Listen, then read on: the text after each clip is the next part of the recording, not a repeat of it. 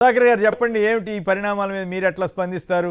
చంద్రబాబు గారికి ఆంధ్రతో పాటు తెలంగాణ కూడా ఇంపార్టెంట్ అనట, మరి మీకు కూడా అంతేనా, లేకపోతే మీకు కేవలం ఆంధ్ర ప్రయోజనాలు మాత్రమే ముఖ్యమా? రేవంత్ రెడ్డి ఎలా ఉన్నా కూడా తను మాత్రం రెండు రాష్ట్రాలకు ఇది కోరతారంట, ఇంకో పక్కేమో ఇండస్ట్రీస్ పోతుంటే మీ మీ నాయకుడిని భూతం అని అదని తిడుతున్నాడు ఆయన. గుడ్ మార్నింగ్ కేసర్ గారు, వారి అనలిస్ట్ గారు, వారికి కూడా గుడ్ మార్నింగ్. రామానంద్ ఇద్దరు ముఖ్యమంత్రులు కలుసుకునే అంశానికి సంబంధించి అయితే వైఎస్ఆర్ కాంగ్రెస్ పార్టీకి ఎలాంటి అభ్యంతరం లేదు. మేము ఎవరూ దాని మీద మాట్లాడటానికి లేదు. నిజంగానే వాళ్ళిద్దరు మాట్లాడుకోవాలి. పరిష్కారం కావాల్సిన అంశాలన్నిటినీ ఉభయ రాష్ట్రాలకు సంబంధించిన యోగక్షేమాలు చూడాల్సిందే ఇద్దరు ముఖ్యమంత్రులు కాన్స్టిట్యూషనల్ పరంగా. కానీ ఆంధ్రప్రదేశ్ ముఖ్యమంత్రి గారు తెలంగాణ పరిపాలన, తెలంగాణ రాష్ట్ర ప్రయోజనాలను కూడా చూస్తానని చెప్పటం, లేదా దాన్ని కూడా బాగా చూసుకుంటానని చెప్పటం అనేది వారు గతంలో చెప్పిన రెండు కళ్ళ సిద్ధాంతమే మళ్ళీ ఉటంకిస్తున్నారు. దాన్ని మేము వ్యతిరేకిస్తాం. అలాగే రేవంత్ రెడ్డి గారు ముఖ్యమంత్రి ఎందుకయ్యారు, ఎలా అయ్యారు, వారు గతంలో టీడీపీలో ఎలా పనిచేశారు, అసలు వారి పుట్టుక టీఆర్ఎస్ లో ఎలా మొదలైంది, అసలు తెలంగాణ ఉద్యమమే చంద్రబాబు నాయుడు గారి వల్ల, అనగా కేసీఆర్ గారు తిరుగుబాటు చేయటం వల్ల మొదలైందనే చరిత్ర ఇద్దరు ప్రపంచంలో ఉన్న తెలుగు వారందరికీ తెలిసిన వ్యవహారమే. అలాగనే 10 సంవత్సరాల ఉమ్మడి రాజధాని హైదరాబాద్ ని వదులుకొని మనం 2014 నుంచి నిన్నటి 24 వరకు ఎందుకు మనం అనాథల్లాగా ఇక్కడ అమరావతిలో ఉండాల్సి వచ్చిందో, ఎందుకు మనకు కనీస సదుపాయాలు కూడా లేకుండా ఆంధ్ర రాష్ట్రం ఉండాల్సి వచ్చిందో కూడా తెలుగు రాష్ట్ర ప్రజలకు మేము ఒకసారి గుర్తు చేయదలుచుకుంటున్నాం. వారు రేవంత్ రెడ్డి గారితో సత్సంబంధాలు కలిగి రాష్ట్ర ముఖ్యమంత్రిగా ఉండాల్సిన సత్సంబంధాల విషయంలో ఎవరికి అభ్యంతరాలు ఉండటానికి వీల్లేదు. కానీ వ్యక్తిగతంగా వారిద్దరి యొక్క గురు శిక్షల అనుబంధాన్ని గనక రాష్ట్ర ప్రయోజనాలను తాకట్టు పెట్టి ఆంధ్ర రాష్ట్రానికి ఏ మాత్రం నష్టం కలిగినా వైఎస్ఆర్ కాంగ్రెస్ పార్టీ తీవ్రంగా దాన్ని వ్యతిరేకిస్తుంది, స్పందిస్తుంది. ఇకపోతే రేవంత్ రెడ్డి గారు కూడా రెండు రకాలుగా మాట్లాడారు. ఆయన ఒక పక్కనేమో ఈవీఎంలకు సంబంధించిన తేడా జరిగిందని రాహుల్ గాంధీ గారు ఇచ్చిన స్టేట్మెంట్ ని సపోర్ట్ చేస్తాడు. ఇంకొక మాట ఏం చెప్తాడు అని అంటే, చంద్రబాబు నాయుడు సూపర్ అండి, చంద్రబాబు నాయుడు బ్రహ్మాండమైన వాడు, చంద్రబాబు నాయుడు పరిపాలనా అధ్యక్షుడు అని వారిని ఈ మధ్య పొగుడుతూ కొన్ని స్టేట్మెంట్లు ఇచ్చారు. మా అందరికి అర్థం కాని, ఈ ప్రపంచంలోని తెలుగు వారికి అందరికి అర్థం కాని ఒక రాజకీయ కోణం ఏంటంటే, ఇక్కడ చంద్రబాబు నాయుడు గారు బీజేపీ అనగా కాంగ్రెస్ కి బద్ధశత్రువు అయిన బీజేపీతో జనసేనతో కంబైన్డ్ గా ఎలక్షన్ చేసి విన్ అయిన చంద్రబాబు నాయుడు గారిని, అంటే బీజేపీతో ఉన్నటువంటి చంద్రబాబు నాయుడిని కాంగ్రెస్ ముఖ్యమంత్రి అయిన రేవంత్ రెడ్డి గారు ఎందుకు పొగుడుతున్నాడు? కారణం ఏమిటి? ఈ రోజున జిహెచ్ఎంసీ అనుమతులు లేకుండా ఫ్లెక్సీలు ఎందుకు ఏర్పాటైనాయి, ఎందుకు ఊరేగింపులు జరిగినాయి, ఎందుకు ఇదంతా జరుగుతుంది అనేది తెలంగాణలో ఉన్న కాంగ్రెస్ వాదులు ఆలోచించుకోవాలి, తెలంగాణ వాదులు ఆలోచించుకోవాలి, తెలంగాణ రాష్ట్ర ప్రజలు ఆలోచించుకోవాలి. వాళ్ళు ఎలాంటి వాళ్ళను అత్యున్నతమైన స్థానాలకు తీసుకెళ్లారనే అంశం. మేము ఏ ఒక్క రోజు కూడా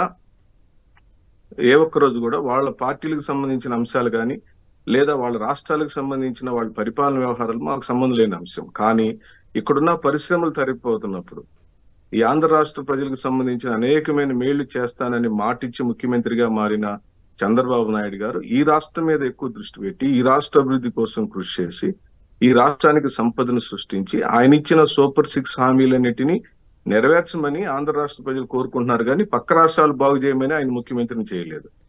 పక్క రాష్ట్ర ఫ్రీజ్ అయినట్లుంది. Right, hello, right. రామానంద్ గారు చెప్పండి, అది ఫ్రీజ్ అయింది. ఇప్పుడు ఓవరాల్గా చూసినప్పుడు మరి రేవంత్ రెడ్డి గారికి అడ్వాంటేజ్ అవుద్దా? ఇప్పుడు మనకి ఆ మధ్య పవన్ కళ్యాణ్ గారు వాళ్ళంతా ఒక మీటింగ్ పెట్టి, ఉండవల్లి గారు, ఇంకెవరు జేపీ గారు, వీళ్ళంతా 75,000 కోట్లు అర్జెంటుగా ఇవ్వాలని అన్నారు. ఇప్పుడు ఇవ్వడానికి సిద్ధమవుతుందా తెలంగాణ కానీ కేంద్ర ప్రభుత్వం కానీ ఆ మేరకు డైరెక్షన్ ఇచ్చి? ఈ కేవలం ఇదంతా ఊరికే వీళ్ళిద్దరూ ఫ్రెండ్స్ కాబట్టి కాంగ్రెస్ బీజేపీలు పరస్పరం శత్రువులైనా కూడా ఇక్కడ మాత్రం ఈ డ్రామా నడుపుతారా? ఇప్పుడు చంద్రబాబు నాయుడు గట్టు మీద ఉన్నారండి. చంద్రబాబు నాయుడు గారికి పెద్దగా ఇబ్బంది ఏం లేదు ఏపీలో. ఇప్పుడు ఎటువైపు రేవంత్ రెడ్డి మీద ప్రెజర్ ఉంది. ఇప్పుడు మనం 2014లో టీడీపీ గెలిచిన తర్వాత ఇక 10 ఏళ్ళు నేను ఇక్కడే ఉంటాను, హైదరాబాద్ లో తెలంగాణలో కూడా టీడీపీని అధికారంలోకి చేస్తానని చంద్రబాబు నాయుడు గారు అన్నారు అప్పట్లో. ఆ తర్వాత ఓటుకు నోటు రావడం, అవన్నీ హఠాత్తుగా వదిలేసి వెళ్ళిపోవడం జరిగింది. ఒకవేళ ఇప్పుడు తిరిగి తెలంగాణలో తెలుగుదేశం పార్టీని బలోపేతం చేయడానికి ఏమాత్రం ప్రయత్నాలు చేసినా అది ఇండైరెక్ట్ గా కాంగ్రెస్ మీద, రేవంత్ రెడ్డి మీద వ్యక్తిగతంగా ఇబ్బంది పడుతుంది. ఎందుకంటే మొన్నటి ఎన్నికల్లో కూడా తెలుగుదేశం పార్టీ వాళ్ళు కాంగ్రెస్ పార్టీకే మద్దతు ఇచ్చారు. అసెంబ్లీ ఎన్నికలు బహిరంగంగా కొంతమంది కాంగ్రెస్ నాయకులు కూడా ఆ విషయాన్ని ప్రకటించారు. ఇప్పుడు ఒకవేళ తెలుగుదేశం పార్టీ ఏమాత్రం మళ్ళీ ఎంటర్ అయినా కూడా అది పరోక్షంగా బీఆర్ఎస్ కు ప్లస్ అవుతుందండి. ఎందుకంటే 2018 ఎన్నికల్లో కూడా ఇలాగే ఎప్పుడైతే చంద్రబాబు నాయుడు వేలు పెడుతున్నారు తెలంగాణలో మితిమీరి అన్నప్పుడు వెంటనే సెంటిమెంట్ అనేది బీఆర్ఎస్ కు ప్లస్ అయింది. ఇప్పుడు ఏమాత్రం తెలుగుదేశం పార్టీ తెలంగాణలోకి ఎంటర్ అయ్యేందుకు ప్రయత్నిస్తే రేవంత్ రెడ్డి గారు కూడా తెలంగాణ కాంగ్రెస్ టీడీపీ నుంచి వచ్చిన వాళ్ళే, ఆ ఓటు బ్యాంక్ ను కూడా కొద్దిమేర కలుపుకున్నారు ఆయన. అంటే మళ్ళీ ఆ ఓటు బ్యాంక్ చిన్న పాయింట్ చెప్పండి, సుధాకర్ బాబు గారు మళ్ళీ లైన్లోకి వచ్చారు, ఒక్క పాయింట్ చెప్పండి.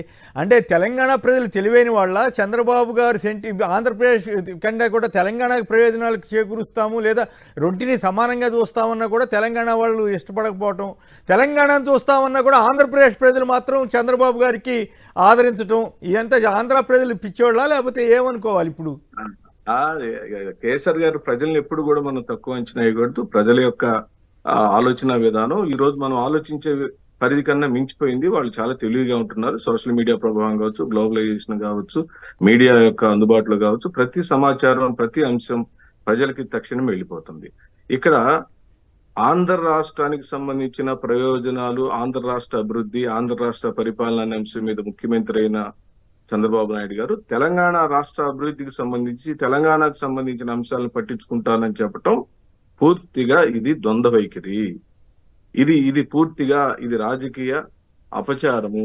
రాజకీయంగా ఇది వ్యతిరేకించాల్సిన అంశము. తెలంగాణ ప్రజలు మీరు బాగా గమనిస్తే కేసీఆర్ గారు ఎందుకు టిఆర్ఎస్ పార్టీని స్థాపించాడు, తెలంగాణ వాదం బలపడిన సందర్భము, ఆ సమయము ఎవరి పరిపాలనలో ఉధృతంగా వచ్చింది, ఎందుకు తిరుగుబాటు వచ్చిందంటే దానికి పూర్తి కారకుడు చంద్రబాబు నాయుడు గారే. చంద్రబాబు నాయుడు గారి యొక్క నిరంకుశత్వ వైఖరి, వారి పరిపాలనా విధానం వల్లనే తెలంగాణ ఉద్యమం ఉవ్వెత్తున ఎగసిపడితే వైఎస్ఆర్ గారి హయాంలో తెలంగాణ ఉద్యమం సబ్స్టైన్ అయ్యి ఆయన యొక్క పరిపాలనని అభినందించి ఆయనకి మరోమారు ముఖ్యమంత్రిగా అవకాశం ఇచ్చింది.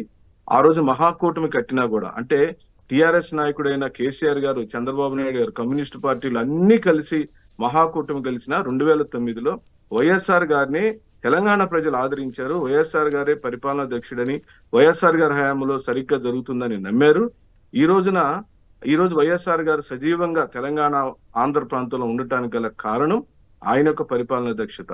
ఈ రోజున చంద్రబాబు నాయుడు గారు 2014లో ముఖ్యమంత్రి అయినప్పుడు ఇలాంటి స్పీడ్నే కనపడిన సందర్భంలో ఆ ఓటుకు నోటు కేసు అనే అది ఉత్పన్నమై మళ్ళీ ఆయన అక్కడి నుంచి నేను ఇక్కడ ఉండనని మాటిచ్చి ఆంధ్ర రాష్ట్రానికి వచ్చాడు, బస్సులో ఉన్నాడు అన్నాడు, లేదా అర్జెంటీలో ఉన్నారన్నారు. రకరకాలుగా వారికి కావాల్సిన మంది మార్బలం, వారికి సంబంధించిన పత్రికలు అవన్నీ ఉన్నాయి కాబట్టి ప్రచారం చేసుకుంటూ వచ్చారు.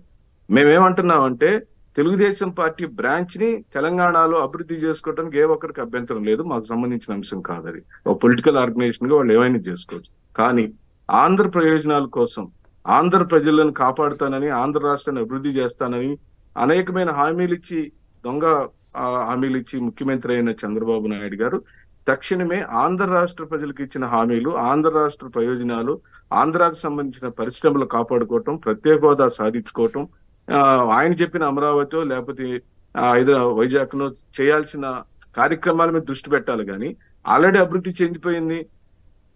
గ్లోబలైజేషన్ లో హైదరాబాద్ అనేది ఒక మెట్రోపాలిటన్ సిటీగా కన్వర్ట్ అయిపోయింది. ఆయన సరే ఆ క్రెడిట్ అంతా రింగ్ రోడ్ నేనే కట్టాను అంటున్నాడు, ఇంటర్నేషనల్ ఎయిర్పోర్ట్ నేనే తెచ్చాను అంటున్నాడు. అసలు ఎంత భయంకరమైన అబద్ధాలు చెప్పగలుగుతారంటే ఒక ముఖ్యమంత్రిగా వారు ఆ స్థానంలో ఉండి, ఏమండి ఈ ప్రపంచానికి తెలియదా రింగ్ రోడ్ అనేది వైఎస్ఆర్ గారి హయాంలో వచ్చింది, అంతర్జాతీయ ఎయిర్పోర్ట్ అనేది ఇంటర్నేషనల్ ఎయిర్పోర్ట్ వైఎస్ఆర్ గారి హయాంలో వచ్చింది, వైఎస్ఆర్ గారి హయాంలోనే ట్రెమెండస్ చేంజ్ జరిగింది.